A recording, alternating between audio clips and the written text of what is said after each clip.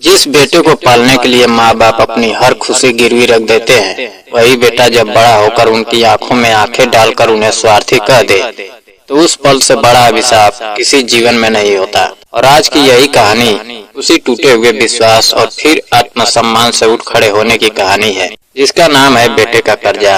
एक छोटे से गांव में रहने वाले नरेश जी और उनकी पत्नी अलका जी ने अपना पूरा जीवन अपने बच्चों के लिए खपा दिया था। उनके 3 बेटियां और एक बेटा था, और बेटे को उन्होंने अपनी आंखों का तारा बना रखा था। बेटियों की पढ़ाई अधूरी रह गई, जल्दी जल्दी उनकी शादी कर दी गई, क्योंकि माँ बाप को लगा कि बेटा ही बुढ़ापे का सहारा बनेगा। उन्होंने खेतों में दिन रात मजदूरी की, कर्ज लिया, ब्याज पर पैसे उठाए और अपने बेटे विवेक को शहर पढ़ने भेज दिया। उन्होंने सोचा था कि एक दिन यही बेटा पढ़ लिख कर बड़ा आदमी बनेगा और उनके सारे दुख दूर कर देगा, पर उन्हें क्या पता था कि वही बेटा उनके जीवन का सबसे बड़ा इम्तिहान बन जाएगा। विवेक को कभी किसी चीज की कमी नहीं होने दी गई। उसे बाइक दिलाई गई, हॉस्टल का खर्च उठाया गया, फीस भरी गई, और हर बार माँ बाप ने यही कहा कि बेटा पढ़ ले, आगे बढ़ जा, हम सब संभाल लेंगे। पर विवेक को पढ़ाई से ज्यादा अपनी मर्जी की जिंदगी जीने में दिलचस्पी थी। किसी तरह उसकी डिग्री पूरी हुई, नौकरी लग गई और माँ बाप ने राहत की सांस ली। उन्हें लगा अब कर्ज उतर जाएगा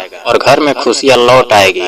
पर नौकरी लगते ही विवेक बदल गया। उसने पैसा जमा करने का बहाना बनाया और घर का 1 रुपया खर्च उठाने से भी इनकार कर लिया। माँ बाप उसके भरोसे कर्जदारों की डांट सहते रहे, ब्याज बढ़ता रहा और उम्मीदें टूटती रही। एक दिन जब नरेश जी ने बेटे से जमा पैसे मांगे, तो वह पैसे की जगह एक लड़की को घर ले आया और बोला कि उसने कोर्ट मैरिज कर ली है। माँ बाप के पैरों तले जमीन खिसक गई। फिर भी समाज की बदनामी से बचाने के लिए उन्होंने बेटे की शादी पूरे रीति रिवाज से करा दी। लेकिन शादी के बाद विवेक और उसकी पत्नी प्रिया शहर लौट गए और माँ बाप को कर्ज और अकेलेपन के हवाले कर दिया। महीनों तक उन्होंने बेटे का इंतजार किया, फोन किए, विनती की, पर बेटे ने दूरी बना ली। कभी आया भी तो 10,000 रुपए थमा कर एहसान जताया, जबकि 2 लाख से ज्यादा का कर्ज सिर पर था। जब पिता ने हिसाब समझाया तो वह उल्टा गुस्से में पैसे वापस ले गया और कह गया कि वह धीरे धीरे देगा।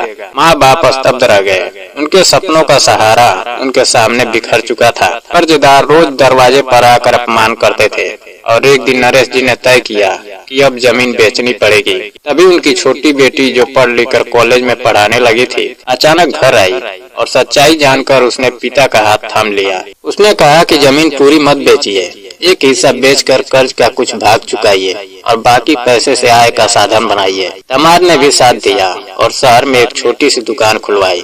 शुरुआत में दुकान चली नहीं, लोग उधार मांगते रहे और मुनाफा कम रहा। नरेश जी को लगा कि शायद उन्होंने गलती कर दी, पर अलका जी ने हिम्मत नहीं हारी। दोनों सुबह से रात तक दुकान पर बैठे रहते।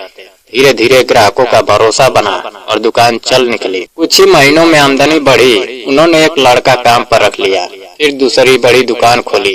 बाजार के बीचों बीच मेहनत रंग लाई और 2-3 साल में उन्होंने सारा कर्ज चुका दिया। वह कर्ज जो कभी उन्हें रात भर सोने नहीं देता था, अब बीती बात बन चुका था। उन्होंने शहर में अपना घर भी बना लिया, 2 मंजिल किराए पर चढ़ा दी और 1 मंजिल पर खुद रहने लगे। अब उनके चेहरे पर सुकून था, क्योंकि उन्होंने सीख लिया था कि सच्चा सहारा अपनी मेहनत होती है, किसी स्वार्थी संतान का वादा नहीं। एक दिन दोनों मंदिर में पूजा कर लौट रहे थे। नरेश जी ने मुस्कुरा कर कहा, आज बड़े होटल में खाना खाते हैं, अब किसी से डरने की जरूरत नहीं है। अलका जी की आंखों में चमक थी।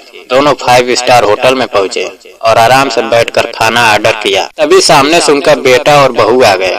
प्रिया ने उन्हें देखकर ताना मारा और ऊंची आवाज में बोली, कर्ज की बात करने वाले आज होटल में ऐश कर रहे हैं, क्या बुढ़ापे में शौक जाग गया है? होटल में खाना खाने का पूरा हाल सन्न हो गया। पर इस बार अलका जी चुप नहीं रही। वह उठी और दृढ़ आवाज में बोली, कर्ज हमने अपने लिए नहीं लिया था, उस बेटे के लिए लिया था जो आज हमारे सामने खड़ा है और जिसने हमें अकेला छोड़ दिया। तुम किस हक से हमसे सवाल पूछती हो? जब हमने अपने जीवन की कमाई और इज्जत दांव पर लगाई, तब तुम कहाँ थी? और आज जब हमने अपनी मेहनत से सब चुका दिया, तो तुम्हें जलन हो रही है? यह होटल तुम्हारे बाप का नहीं है, हम यहाँ अपनी कमाई से खा रहे हैं और गर्व से खा रहे हैं। पूरे होटल में सन्नाटा छा गया। विवेक और प्रिया के चेहरे पर शर्म की लाली फैल गई। वे बिना कुछ कहे वहाँ से निकल गए। नरेश जी और अलका जी ने पहली बार बिना किसी बोझ के अपना खाना खत्म किया, क्योंकि उस दिन उन्होंने सिर्फ भोजन नहीं किया था, उन्होंने अपने आत्मसम्मान का जश्न मनाया था। यह कहानी याद दिलाती है कि संतान के लिए त्याग करना माता पिता का धर्म है, पर अपनी इज्जत और आत्मनिर्भरता बचाना उससे भी बड़ा धर्म है। बेटा हो या बेटी, असली सहारा वही है जो मुश्किल में साथ खड़ा रहे, और अगर कोई साथ छोड़ दे तो टूटना नहीं चाहिए, बल्कि खुद को इतना मजबूत बना लेना चाहिए कि दुनिया ताने नहीं सम्मान दे सके। यही है बेटे के कर्ज की सच्ची कहानी, जो सिखाती है कि कर्म का फल देर से ही सही लेकिन मिलता जरूर है। दोस्तों, अगर कहानी पसंद आई हो तो वीडियो को लाइक और चैनल को सब्सक्राइब करना ना भूलें। जय हिंद।